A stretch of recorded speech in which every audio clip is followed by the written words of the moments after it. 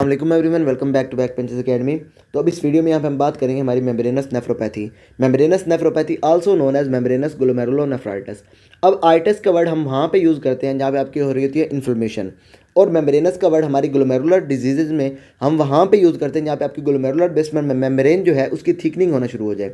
अब इस केस में क्या हो जाएगा, आपकी इन्फ्लेमेशन होगी और इन्फ्लेमेशन के रिजल्ट में आपकी जो ग्लोमेरुलर बेसमेंट मेम्ब्रेन जो है उसकी आपकी थिकनिंग होना शुरू हो जाएगी।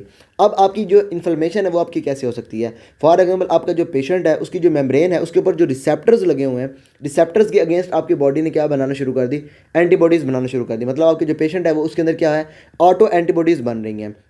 आपकी एंटीबॉडीज़ जाएंगी वहाँ पे आपकी रिसेप्टर्स के ऊपर लगेंगी, उनको डैमेज करेंगी, आपकी मेम्ब्रेन डैमेज हो जाएगी, आपकी परमेबिलिटी बढ़ जाएगी। परमेबिलिटी के बढ़ने की वजह से आपकी जो है प्रोटीन वगैरह लॉस होना शुरू हो जाएंगी, प्रोटीन यूरिया डेवलप हो जाएगा और आपका पेशेंट चला जाएगा आपका नेफ्रोटिक सिंड्रोम की तरफ।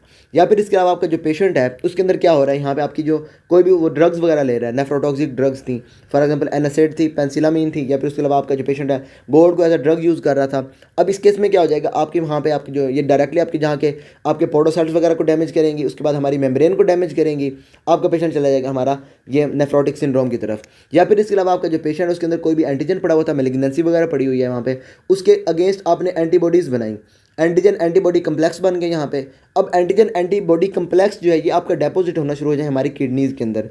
जैसे ही आपका वहाँ पे डेपोजिट होगा, डेपोजिशन के केस में वहाँ पे क्या हो जाएगी, आपकी ये आपका एक्टिवेट कर देगा हमारे ये कॉम्प्लीमेंट सिस्टम को। आपकी एंटीबॉडीज़ बन रही हैं या फिर आपका इम्यून कम्प्लेक्स जो है ये आपका वहाँ पे डेपोजिट हो रहा है, ये आपका क्या कर देगा, वहाँ पे हमारा कॉम्प्लीमेंट सिस्टम जो है उसको ये एक्टिवेट कर देगा। ये सी से कॉम्प्लीमेंट सिस्टम मतलब समझ लें, कॉम्प्लीमेंट सिस्टम को इसने एक्टिवेट किया, कॉम्प्लीमेंट सिस्टम के एक्टिवेट होने की वजह से वहाँ पे आपका जो है वो डैमेज होना शुरू हो जाएगा वहाँ पे। अब इसमें क्या हो जाएगा, आपके यहाँ पे इसने डैमेज करना शुरू कर दिया हमारे पोडोसाइट्स को, मेसेंजियल सेल्स को, मेम्ब्रेन को डेवलप ये इसने ना डैमेज करना शुरू कर दिया। अब क्या हो जाएगा, आपकी यहाँ पे आपके इन्फ्लेमेटरी सेल्स आएंगे। यहाँ पे इन्फ्लेमेटरी सेल्स क्या करेंगे, वो आपके यहाँ पे आके प्रोटीजेज वगैरह आपके मतलब रिलीज़ करवाएंगे और ज़्यादा आपके यहाँ पे डैमेज करना शुरू कर देंगे। आपकी जो ग्लोमेरुलर बेसमेंट मेम्ब्रेन जो है वो आपकी और ज़्यादा डैमेज हो जाएगी। अब प्रोटीन आपकी पहले लॉस हो रही थी, आपकी परमेबिलिटी बढ़ी हुई थी, अब और आपकी प्रोटीन वगैरह लॉस होना शुरू हो जाएंगी। जब आपकी प्रोटीन्स आपकी मोर देन 3.5 जो है ग्राम पर डे ये आपकी लॉस होना शुरू हो जाएंगी, हम कहेंगे आपका जो पेशेंट है उसके अंदर क्या हो रहा है, हमारा नेफ्रोटिक सिंड्रोम डेवलप हो गया। अब इसके अंदर आपकी जो कॉजेज़ हैं, कॉजेज़ में आपकी कौन कौन सी आ सकती है, यहाँ पे आपकी सबसे पहले अगर आपकी जो प्राइमरी कॉजेज़ हैं उसमें आपने क्या है, आपने एंटीबॉडीज़ बनाना शुरू कर दी आपके सेल्फ एंटीजन्स के अगेंस्ट।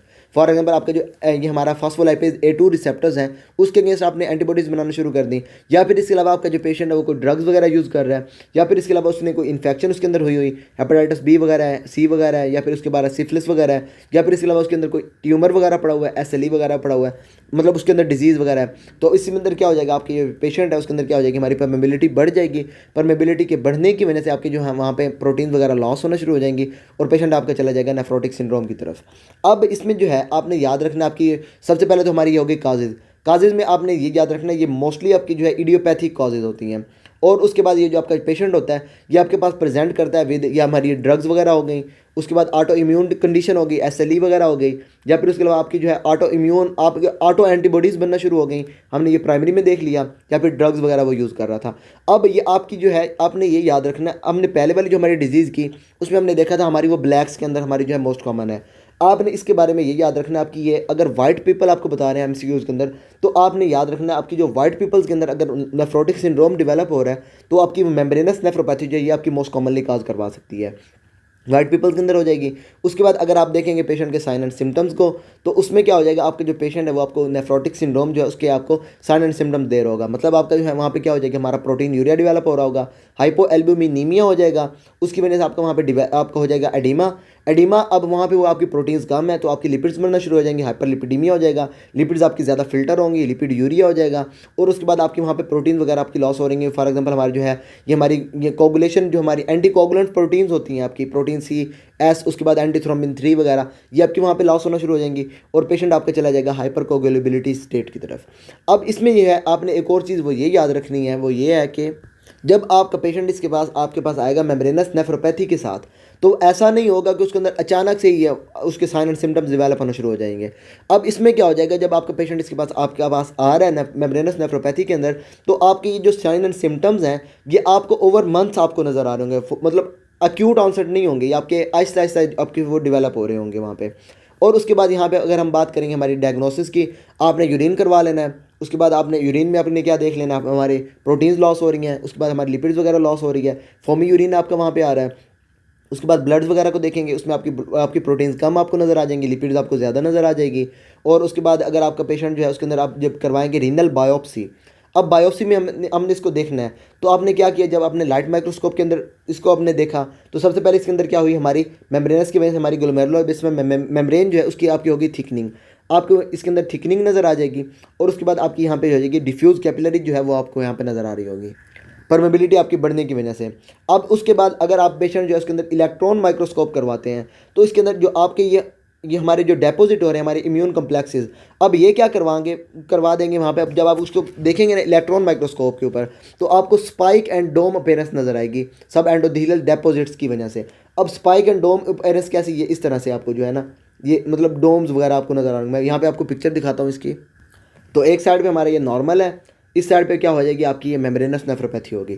अब ये जो है हमारी यहाँ पे क्या हो जाएगी, इलेक्ट्रॉन माइक्रोस्कोप के अंदर आपको स्पाइक एंड डोम अपीयरेंस जो है वो आपको नज़र आनी शुरू हो जाएगी बिकॉज ऑफ डेपोजिशन ऑफ ये इम्यून कम्प्लेक्सेस। तो ये हमारी सारी है हमारी स्पाइक एंड डोम अपीयरेंस। और इसके बाद अब यहाँ पे क्योंकि आपकी इम्यून कम्प्लेक्सेस आपके डेपोजिट हो रहे हैं, तो इम्यून कम्प्लेक्सेस के डेपोजिट होने के बाद जब आप वहाँ पे करवाएंगे हमारी इम्यूनोफ्लोरेसेंस, तो आपको इम्यूनोफ्लोरेसेंस जो है वो आपको पॉजिटिव नज़र आएगी। अब इस केस में क्या हो जाएगा, आपकी ये जो इम्यूनोफ्लोरेसेंस है वो आपको अपेयर होगी ग्रैनुलर।